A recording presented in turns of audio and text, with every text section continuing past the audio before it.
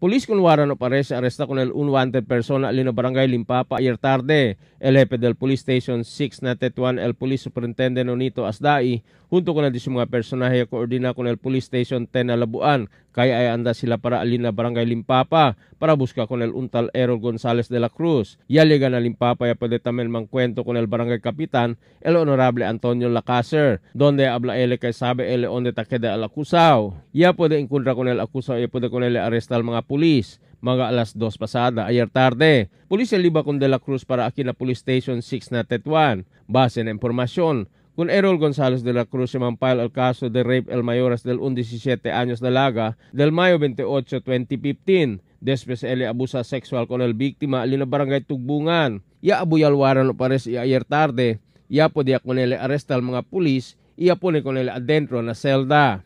Emil Tuban, Dateline, Zamboanga.